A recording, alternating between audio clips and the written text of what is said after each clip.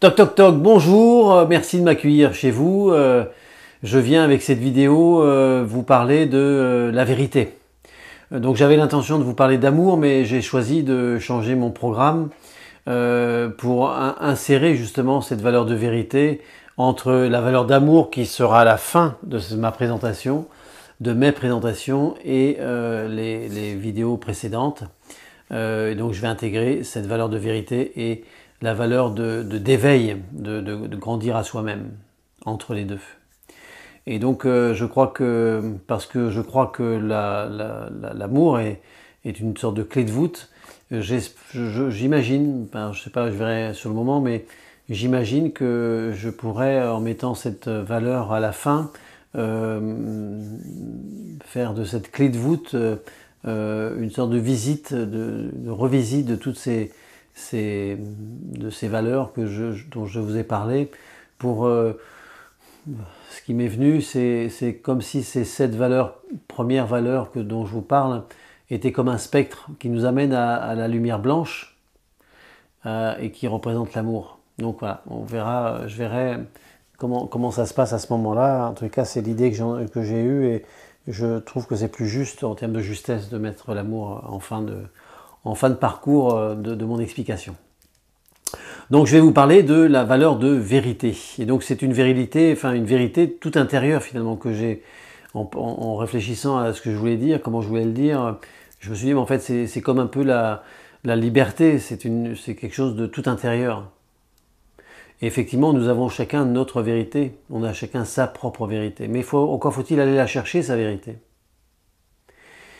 Et donc, c'est tout l'enjeu, finalement, d'intégrer cette valeur dans notre espace relationnel. Parce que, alors, je ne sais pas pour vous, mais moi, personnellement, je n'aime pas que quelqu'un vienne jouer avec mes sentiments. Alors, dans une relation amoureuse, évidemment, mais aussi amicale, familiale, professionnelle, qu'on vienne jouer avec mes émotions, qu'on vienne, ou même d'un point de vue sociétal, je dirais, qu'on vienne, au travers d'émotions fortes, qu'on vienne m'influencer de manière non intègre pour me faire agir d'une certaine manière. Et donc toute la manière de dire, tout indirect, tout ça, enfin, toute cette manière de relationner avec moi, finalement dans une certaine fausseté, dans un certain mensonge, dans quelque chose qui est louvoyant, qui est pas clair, qui est pas limpide, eh ben je n'apprécie pas ça. Et donc pour moi ça a à voir avec la vérité. Et donc moi je me dois et je veux, dans la relation que j'offre aux autres, je veux être dans ma vérité. Il est nécessaire pour moi d'être dans ma vérité, parce que intimement, personnellement, il est important pour moi, dans l'ego qui est le mien, d'être dans cette recherche de vérité. Et que je me dois d'être dans la vérité vis-à-vis de l'autre, parce que je veux que l'autre me dise la vérité finalement. J'aime pas qu'on joue avec mes sentiments, qu'on me fasse croire des choses et que finalement, c'est pas ça du tout. Et j'accueille le fait que, comme un millefeuille, nous n'avons pas forcément conscience de tout ce qui se passe dans notre vie, dans notre existence, dans notre intériorité, et que oui, à un moment donné, nous pouvons être dans le mensonge, mais parce que en fait, j'avais pas conscience de ça. Et je veux dire, cette réalité-là objective, enfin, je suis pas pour vous, mais pour moi, c'est ce que je vis, c'est ce que j'ai vécu souvent. Eh bien, m'invite à aller chercher cette vérité, m'invite à aller plonger en moi, voir ce qui se passe. Et je mesure que c'est pas simple d'aller voir un peu comment ça marche en soi. Je mesure aussi combien, si nous ne le faisons pas, eh bien nous sommes dans ce qu'on appelle le faux self. J'appelle ça maintenant d'avoir son masque de Gertrude. Et du coup, ce sont nos masques sociaux qui nous montrent sous un beau jour, un chouette jour, la meilleure belle version de nous-mêmes en façade, paraître. Et du coup, nous sommes derrière nos masques, derrière ce faux semblant. Mais quand je rencontre quelqu'un, qui est-ce que je rencontre en fait? Est-ce que c'est son masque ou est-ce que c'est elle vraiment? Et moi, j'ai envie que les gens me rencontrent tel que je suis. Voilà, je suis là. Moi, je m'appelle Francis et je fais du Francis. Voilà. Et que, effectivement, quand j'ai vu qu'un lion ne pouvait pas faire du mouton ou du chevreuil, oui, donc j'ai compris que nous sommes finalement tous foncièrement différents. Et donc nous avons à être nous-mêmes finalement. Et qui sommes-nous? What is the questions? Et du coup, si nous ne le faisons pas, je l'accueille aussi, c'est-à-dire que je comprends que l'intention positive d'un comportement qui cherche à se mettre avec des masques, mais en fait ça vient chercher quoi? Ça vient chercher, alors peut-être la peur du jugement et de la critique justement. La peur de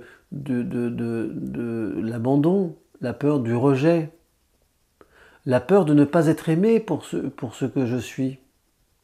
Et finalement, qu'est-ce qui se passe? Les gens nous aiment, mais ils nous aiment quoi? Les gens aiment notre masque. Ils aiment la fausse personne que je suis. Mais c'est quoi l'histoire? Enfin, vous voyez un peu la fausseté que ça représente pour soi-même, et c'est quand je dis que c'est une vérité toute intérieure, c'est déjà avec nous-mêmes. Et c'est une richesse finalement d'être dans cette vérité à soi déjà, dans sa vérité à soi. Et donc oui, mais ça nous réclame d'aller chercher un peu ce qui se passe. Ça nous invite à aller piocher un petit peu dans qui suis-je, dans des questions très, très, très intimes, très personnelles. Et donc j'ai envie de vous parler du jeu du Tao pour vous montrer un peu, et expliquer ce que c'est et vous donner un exemple. Le jeu du Tao est un jeu de coopération et d'entraide qui se joue avec 4 personnes, 4 joueurs, plus le jeu qui est un joueur en lui-même et un animateur. Et du coup, l'objet du jeu, c'est de coopérer et d'être dans l'entraide et la coopération pour aider les autres joueurs à avancer sur leur quête, sur un objectif qu'ils ont ouvert en début de jeu, ouvert à chacune des personnes présentes, pour justement se faire aider par tout le monde, selon un protocole, selon une façon de faire particulière. Et du coup, le début du jeu, il y a un petit rituel qui réclame de fermer le cercle de parole. Et donc à l'extérieur de ce cercle, il n'y a aucun témoin. Peut-être le chat. Mais mis à part le chat, il n'y a personne. Et du coup, tout ce qui va se dire à l'intérieur de ce cercle restera dans ce cercle. Et donc il est question de confidentialité et d'anonymat. Et que donc cette confidentialité ouvre la sécurité de chacun, d'être sûr que ce que je vais dire ici, parce que c'est la situation, le contexte que j'ai choisi m'invite à être dans cette authenticité, et donc je joue le jeu sur ça, mais je ne veux pas que tout soit répété aux autres, enfin à qui veut l'entendre. Et donc je me sens en sécurité dans ce cercle, je me sens respecté dans ce que je suis, je me sens entendu, donc je peux m'exprimer librement. Et donc, bien évidemment, au départ, il y a toujours un phénomène de synchronisation les uns les autres. Il y a un petit temps de discussion, on boit le café ensemble, voilà, on fait connaissance, à minima. Et donc, vous voyez, c'est ce moment où chacun vient avec son sonar, on vient mesurer un peu ce qui se passe, comment ça se passe, quand je me sens, voilà, est-ce que je pars en courant ou est-ce que je reste, bon. Donc il y a toujours ce phénomène-là qui est naturel, qui est humain. Et puis une fois que le cercle est fermé, que la première personne commence à jouer, à exprimer sa quête, et que chacune des personnes va exprimer sa quête aussi, chacun son tour, et que les quêtes à la fin seront posées finalement sur la table, dans les esprits de chacun, le jeu commence, et du coup, le jeu va jouer son jeu, son rôle de jeu, et il y a des cartes à tirer, etc. Et donc chacune des personnes est amenée à s'exprimer, à répondre à une question, faire une épreuve, un truc... Et du coup, la merveille de cette relation, de cet espace relationnel ouvert à plusieurs, est une merveille, une richesse. Parce que du coup, les masques tombent. Parfois, souvent, les larmes commencent à couler. L'émotion commence à sortir. Les blessures commencent à émerger. La violence vécue commence à être exprimée. Toute cette expression de soi, de son intimité, souvent la plus lointaine, s'exprime là dans ce jeu. Et du coup, voilà, il y a quelque chose. Des fois, je dis qu'il y a une sorte de vortex qui se crée dans ce jeu, quelque chose de. C'est pas Jumanji, mais un truc bizarre, enfin, qui est dans les énergies. Je sais pas ce qui se passe, mais il y a quelque chose qui. Parce que le jeu finalement joue son rôle pleinement de jeu, parce que les cartes qui sortent, c'est incroyable comment c'est d'une synchronicité, d'une justesse absolue, souvent. Et du coup, nous vivons un moment absolument merveilleux entre humains, entre êtres humains qui sont finalement... alors on est tous différents, je ne cesse de le dire depuis 2-3 vidéos, parce que finalement je m'en rends compte de plus en plus. Nous sommes tous différents, mais à la fois nous avons alors comme un ordinateur, un petit logiciel, il y a marqué humanité dedans, et en fait nous avons le même processeur, les mêmes blessures, les mêmes rêves, les mêmes souffrances, les mêmes désirs, les mêmes envies, les mêmes besoins. Oh. Et que du coup, ce qui est exprimé par une personne, mais ça fait écho chez toutes les autres. Parce que tout le monde finalement a vécu d'une manière ou d'une autre la même chose, ou a ressenti plus ou moins la même chose, a eu une épreuve un peu similaire. En tous les cas, tout ce qui se dit fait écho d'une manière ou d'une autre. Là aussi, c'est quelque chose de merveilleux, c'est que chacun y trouve finalement son compte et y trouve un écho qui vient bouger quelque chose. Et ces gens qui viennent, je les trouve courageuses, parce que du coup, elles acceptent de mettre en lumière leur système, alors c'est un bien grand mot, mettre en lumière, mais mettre leur pyramide en jeu et d'accepter le fait que, bah oui, je veux que ça change. Je suis enfermé dans mon carton, je cherche une solution depuis 2, 5, 10, 15, 20, 30 ans, 40 ans, et en fait, je trouve pas de solution. Et en fait, bah oui, c'est dans ce carton, il n'y a que finalement un mode de vie erroné, enfin quelque chose, les paramètres sont pas les bons, enfin il y a quelque chose qui va pas, il faut pour trouver la solution, il faut sortir du carton. Et du coup, c'est courageux de vivre cette expérience-là, d'aller chercher sa vérité à soi. Et du coup, c'est ce que nous vivons dans ce jeu, et pour moi c'est une merveille, et j'aime partager, j'aime faire connaître ce jeu, j'aime animer ce jeu. Mais du coup, je me dis, est-ce que nous ne pourrions pas vivre cette vérité dans nos relations, de virer nos masques de Gertrude et de vivre une belle relation authentique, la plus belle possible? Est-ce que nous ne pourrions pas utiliser cet espace relationnel qui est un espace sacré, qui joue aussi ce phénomène de miroir, et d'utiliser ce phénomène de miroir en considérant que oui, c'est super dur à entendre, je le mesure, je l'accueille et je l'ai vécu encore récemment, c'est super difficile à intégrer, à entendre. Oui, la personne là, la grosse connasse ou le gros connard là qui vient nous emmerder, qui vient, ça fait alors une fois à tel endroit, une fois au boulot, une fois sur le marché, une fois ci, une fois là, enfin, et puis, enfin, ouais, c'est quoi cette histoire? Et quand on comprend, on veut comprendre, on accepte de comprendre que, mais si on le regarde différemment, ben cette personne, elle vient nous signifier que cette personne qui prend le pouvoir sur nous, qui vient abuser de son pouvoir sur nous, ben il est en train de nous dire, assume ton pouvoir à toi.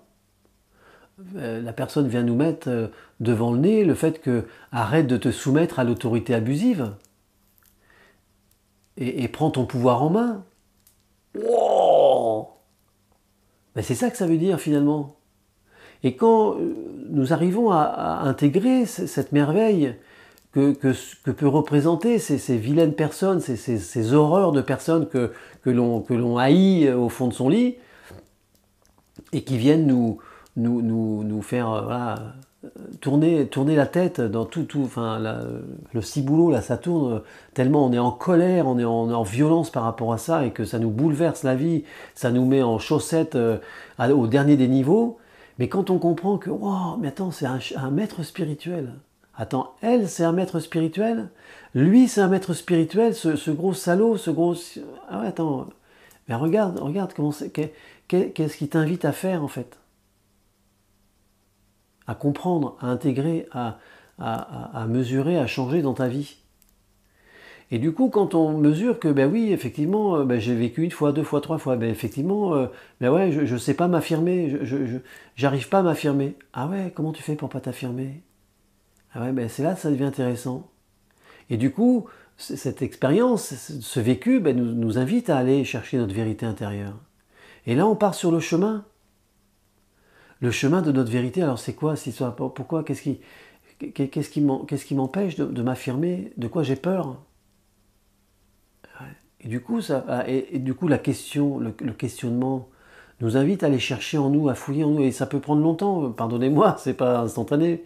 Mais c'est ça, cette recherche de vérité. Mais si personne ne le fait, ben, nous allons effectivement être confrontés et considérer que les autres sont des gros CON et que c'est eux les vilains et que nous, on est bien sûr les merveilleux personnages de la Terre et que c'est nous qui portons la lumière. Ben voilà un peu dans quoi nous sommes finalement. Et donc ce jeu du Tao vient éclairer finalement cette réalité dans notre vécu. À chacun, à chacune. Et je trouve que c'est une merveille. Il y a, dans cette recherche de vérité, il y a la recherche de vérité extérieure. Cette notion de s'intéresser finalement au collectif, parce qu'il y a moi, il y a l'autre, il y a la relation en duel, puis après il y a nous tous en commun. Et nous sommes effectivement... vous le mesurez, nous sommes finalement sous influence, une influence colossale, dans une logique finalement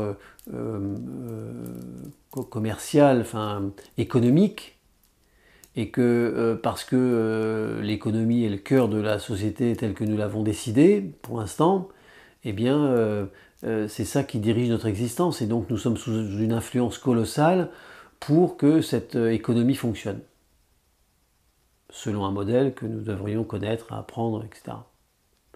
Et du coup, et donc quand on parle d'économie, ben, on parle aussi du coup de la politique, puisque c'est eux qui devraient gérer tout ça, et du coup ça devrait nous interroger sur ce que nous vivons collectivement.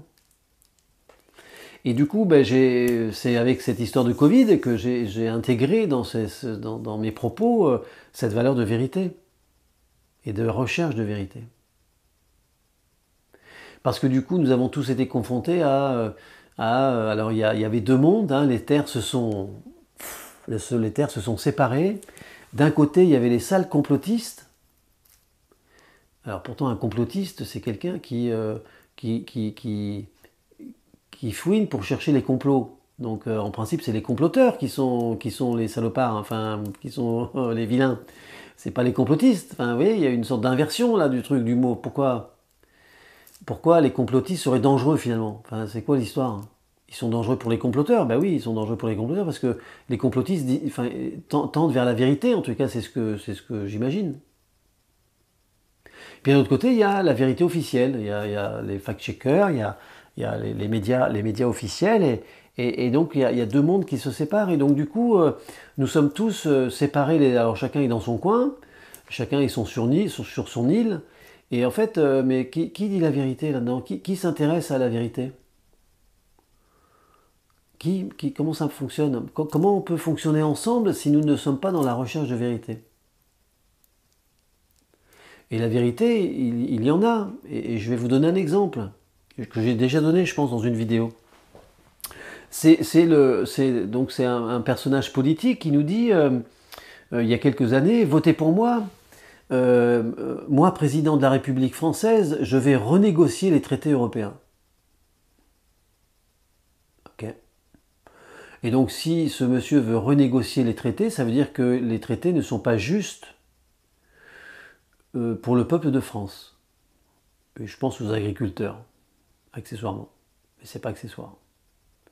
Et du coup, il se met en campagne pour valider le fait que, grâce à moi, nous allons changer, nous allons répondre à vos besoins, nous allons répondre à vos... C'est ça qu'il vend finalement. Il vend indirectement le fait que parce que je vais renégocier le traité, ça présuppose que parce que je vais renégocier le traité, je vais réussir à obtenir mieux pour nous les Français. Sauf que il y a une vérité que je trouve absolue, que j'ai trouvée dans les formations de PNL, de programmation neurolinguistique, qui dit que un objectif, on ne peut l'atteindre avec, bon, il y a 5 critères, et on ne peut l'atteindre que si et seulement si il est de notre seul et unique ressort. Merde.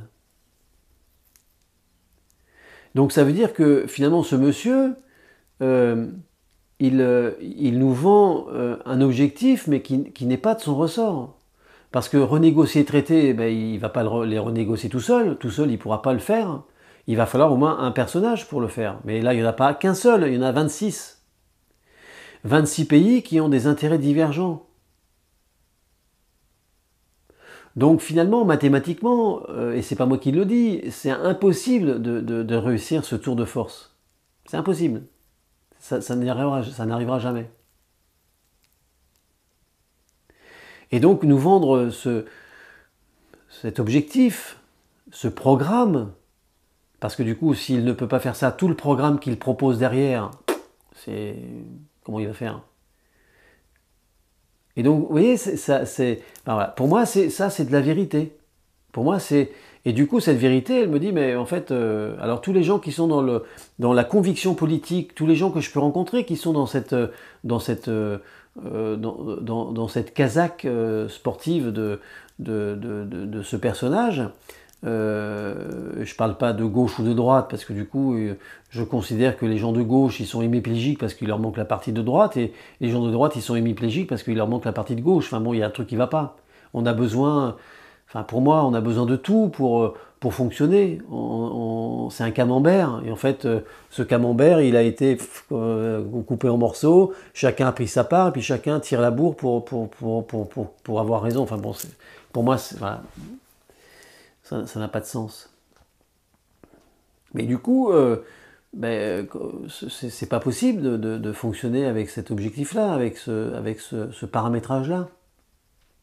Et ces gens qui ont cette conviction politique, qui sont convaincus que en fait, ils peuvent pas entendre le message. Ils sont dans la conviction politique, mais pas dans la vérité. Parce que si c'était dans la vérité, la justesse, ben oui, effectivement, c'est vrai, enfin, c'est juste, enfin oui, c'est vrai. Donc du coup, il y a des faux semblants, oui, mais il y a le plan A, le plan B, le plan C, il y a des choses qui se mettent en œuvre. Enfin, vous voyez, il y a un flou artistique qui se crée autour de ça. Et du coup, qu'est-ce qui se passe? Ben non, les gens qui sont foncièrement dans ce truc-là parce qu'ils trouvent que c'est super à côté, c'est vrai que c'est super, il y a plein de choses qui sont belles. Mais ils vont pas réajuster leur vérité. Ils vont pas intégrer cette vérité dans leur logiciel parce que du coup, ça changerait les choses, ça changerait la donne, ça changerait un paramétrage. Mais ça, ils peuvent pas le faire. Et donc c'est la différence que je fais entre la conviction politique, et puis cette notion de vérité, cette recherche de vérité qui recherche de l'authenticité avec ça, de la justesse, hein, quelque chose de cet ordre-là. Je crois. Et donc, voilà, je vais arrêter, et puis je vais arrêter sur ces propos-là, et je vais juste faire un petit clin d'œil à de très très belles personnes que j'ai rencontrées ces dernières semaines, des centenaires, une dame notamment de 105 ans. Et j'ai pu observer que des personnes, alors souvent des femmes, bon, toujours des femmes d'ailleurs, que ces femmes ont quelque chose de particulier, ont une... Et je trouve que c'est dans cette recherche de vérité, dans cette vérité-là, dans cette justesse, dans cet élan de vie. Voilà. Ce ne sont pas des gens qui se sont dit à 18 ans, moi je sais tout, je connais tout, j'ai tout vu, j'ai rien à apprendre. Non, ils ne sont pas ça, ils ne sont pas là-dedans. Ce sont des personnes à 105 ans, une petite dame qui a une pile de bouquins comme ça et qui lit, voilà, qui s'intéresse dans ses livres à découvrir des choses nouvelles, différentes. Elle s'intéresse à ce qui se passe autour d'elle. Elle s'intéresse aux gens. Elle pose des questions et d'où vous venez, qu'est-ce que vous faites, tatati tatata. Enfin, des gens qui sont dans cette ouverture, dans cette voilà, à la fois cette vérité nécessite cette verticalité dont nous avons besoin pour pouvoir rayonner après, et à la fois cette vérité, elle est sujette à une ouverture, à quelque chose d'ouvert pour réajuster en fait cette vérité. Et du coup, c'est quelque chose qui, alors c'est pas flottant, mais c'est juste une ouverture, accepter le fait que comme un millefeuille, notre vérité, elle a un certain niveau, mais je peux transformer ma vérité, voilà, ça va pas remettre en question l'identité que je porte. Vous voyez, c'est quelque chose qui a à voir avec ça. Si je verrouille mon ego férocement parce que je suis comme ça et c'est pas toi qui vas me changer, qu'est-ce que vous voulez qu'on fasse? Comment vous voulez qu'on fasse? Alors que si nous ne sommes pas et nous devenons, si nous sommes dans cette philosophie de je ne suis pas, je deviens, je vais devenir, eh bien nous sommes dans une sorte de dynamique, quelque chose qui n'est plus figé, qui n'est plus je suis là monolithique et il faut surtout pas rien bouger parce que si je bouge une carte, je vais m'effondrer, je vais mourir. Eh ben non, c'est l'impermanence de la vie. Nous sommes dans cette impermanence de la vie, la vie change, il y a des épreuves, il y a des choses, on doit comprendre des choses, et la vie, les relations nous amènent de la matière, mais si nous sommes complètement verrouillés dans ce truc-là, dans notre propre réalité, qu'on ne veut rien savoir, on met nos masques pour paraître, dans ce théâtre, je trouve que c'est pas la vie. Je trouve que simplement c'est pas la vie, ça n'a aucun sens. Alors que si nous nous plaçons sur un je ne suis pas, je deviens, et j'apprends et je découvre à chaque fois et je grandis encore. Et je ne suis pas figé à 20, 18, 20 ans, 21 ans, 30 ans, ça y est, ouais, je connais tout, tu vas pas m'apprendre mon métier, tu vas pas me dire ce que je dois faire dans ma vie, tatati tatata. Dans une optique de je suis monolithe, je ne changerai jamais de la vie. Non, mais si, nous changeons. Et je crois, alors à tort ou à raison, mais je crois que beaucoup de personnes, au-delà de ces personnes de 105 ans, cette personne de 105 ans, je vois que toutes les personnes qui ne sont pas dans cette dynamique de vie, elles sont de l'autre côté de la barrière. Et c'est triste, je trouve que c'est triste. Donc j'ai une pensée pour cette petite mamie de 105 ans, petite merveille. Et toutes les autres, j'en ai rencontré quelques-unes de 100, 103, 100, 105, 104, les centenaires. Je vous remercie pour votre écoute. Je vous souhaite une belle soirée, une belle nuit, une belle journée, là où vous êtes. Et je vous invite à prendre soin de vous, à chercher votre vérité. Prenez soin de vous. Au revoir.